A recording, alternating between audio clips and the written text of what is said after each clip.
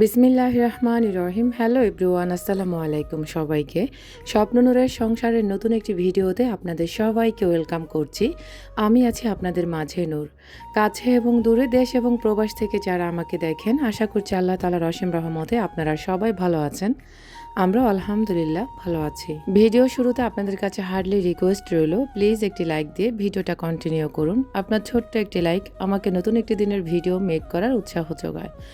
এখনও যারা আমার চ্যানেলটিকে সাবস্ক্রাইব করেননি, প্লিজ সাবস্ক্রাইব করে আমার পরিবারের একজন বন্ধু হয়ে থেকে যেতে পারেন। পাশে থাকা অল অপশনটা অন করে রাখবেন। আমি যখনই ভিডিও আপলোড করব, নোটিফিকেশান পৌঁছে যাবে আপনার কাছে। আপনি আপনার সময় মতো আমার ভিডিওটি দেখে নিতে পারবেন। যারা এসবগুলো করে আমাকে সাপোর্ট করেছেন, আপনাদের সবার প্রতি রইল মন থেকে ভালোবাসা এবং দোয়া। এখন আমরা চলে যাচ্ছি আমার বোনের বাড়িতে। গত ভিডিওতে আপনাদের সাথে গায়ে হলুদের ভিডিও শেয়ার করেছিলাম। আজকে আপনাদের সাথে পুরো ভিডিওর ব্লগ শেয়ার করব, পুরো বিয়ের ব্লগ শেয়ার করব। তো এখানে এই যে আমরা অনেক লেট করে গিয়েছি, কারণ লেট করে যাওয়ার কিছু রিজন ছিল, যার কারণে আমরা লেট করে গিয়েছি। তো এখানে এই যে এসে দেখতে পেলাম যে আমাদের বর চলে এসেছে, মাশাআল্লাহ সবাই বলবেন। আমাদের জামাই বাবা যে এসেছে, তো গেটেও আসলে আমি ছিলাম না, আমরা ওই যে লেট করে এসেছিলাম। তো লেট করে আসার পরে দেখলাম যে ফাইনালি বর চলে এসেছে আর বরকে বরণও করে ফেলেছে। যাই হোক, অনেক বেশি আশা নিয়ে এবং কি এক্সাইটেড নিয়ে বোনের মেয়ের বিয়েতে গিয়েছিলাম, যেটা আসলে আশা করেছি তার কিছুই হয়নি, উল্টোটাই হয়েছে। কখনো কেউ পরের মেয়ের বিয়েতে এতটা আশা করবেন না যতটা আশা আমার পুরো পরিবার করেছিল। তো এখন হচ্ছে আমি আবারও নিচে চলে এসেছি, কারণ এখানে এত তীব্র গরম ছিল। সেদিন মনে হয়েছিল 50 ডিগ্রি সেলসিয়াসের বেশি তাপমাত্রা ছিল, এতটাই গরম পড়েছিল। তো এদিক দিয়ে হচ্ছে এখন আমি চলে এসেছি খাবার খেতে। এখানে আমরা সবাই খাবার খেতে বসেছি। তো খাবারটাও শান্তিমতো খেতে পারিনি, যেহেতু তীব্র গরম ছিল, তার মধ্যে ফোনে ভিডিও করা সব কিছু মিলিয়ে না একটু কষ্ট ছিল। তো এখন এই যে আমাদের কনে চলে এসেছে, মাশাআল্লাহ, ও হচ্ছে পার্লার থেকে এসেছে, ও সবার পরেই এসেছে। আর ব্রাইডাল সাজে কিন্তু একটু সময় লাগে, যার কারণে সেই সকালে গিয়েছিল, আস্তে আস্তে প্রায় অনেক লেট হয়ে গেছে। তো ওকে হচ্ছে বিয়ের সাজে কেমন লেগেছে অবশ্যই কমেন্ট করবেন। আপনারা বলেছেন ওর বয়স অনেক কম, ওকে কেন বিয়ে দেওয়া হচ্ছে। আসলে বিয়ের মানে জন্ম মৃত্যু বিয়ে এগুলো হচ্ছে বিধাতার হাতেই থাকে। তো এখানে আসলে কারোই কিছু করার নেই, বিয়ের ফুল ফুটেছে, আল্লাহর হুকুম হয়েছে, যার কারণে ওর বিয়েটাও হয়েছে।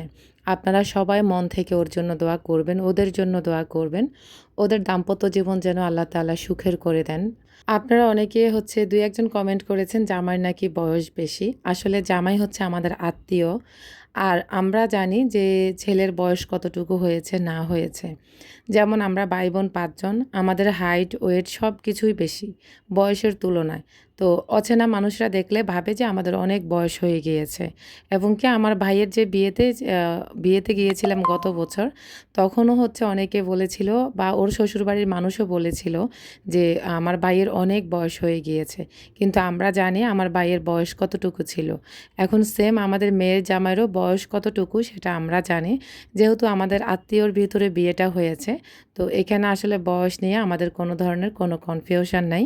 আর আপনারা যেহেতু অচেনা মানুষ বা চিনেন না, জানেন না, যার কারণে বলতেই পারেন, আর বলাটাও স্বাভাবিক। আর আপনারা অনেকেই জিজ্ঞেস করেছেন ছেলে কি প্রবাসী কিনা?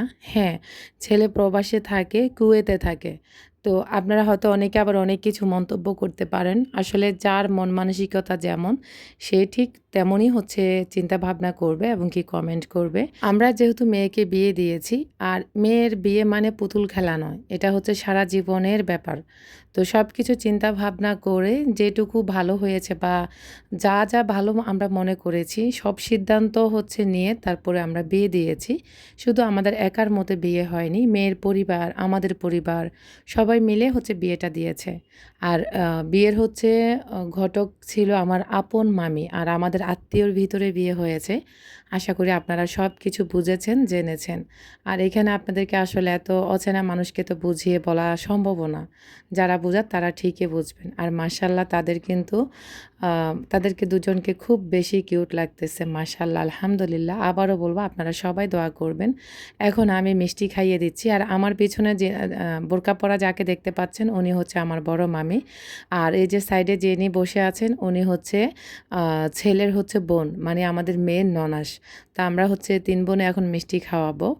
তো আমার মামি হচ্ছে ঘটকগিরি করেছে, মানে আমার মামি হচ্ছে এখানে বিয়েটা এনেছিল। তো এটা হচ্ছে মেয়ের মা, মানে আমার মেজো আপু। আমরা ৩ বোন। ৩ বোনের ভিতরে আমি সবার ছোট আর আমার বোনেরা আমার বড়। তো আমার বোনে হচ্ছে অনেক বেশি লাজুক। এখানে হচ্ছে আমার বোনকে দেখে জামাই হাসতেছে। মানে শাশুড়িদের বয়স খুবই অল্প। তো যার কারণে হাসতেছে। আসলে এত অল্প বয়সে শাশুড়ি হব যেটা সত্যি কল্পনাদায়ক। মানে কল্পনাও করিনি। খুব অল্প বয়সে আমরা শাশুড়ি হয়ে গিয়েছি আর কি। তো এই যে আমার বোনকে দেখে কি মনে হয় যে সে শাশুড়ি হয়ে গেছে। সে মানে তার মেয়ের জামাই হয়েছে। তো ও হচ্ছে একটা চেন দিয়েছিল আর আমি কিছু টাকা দিয়েছিলাম। এখন আমার বড় আপু হচ্ছে মিষ্টি খাওয়াচ্ছে জামাইকে।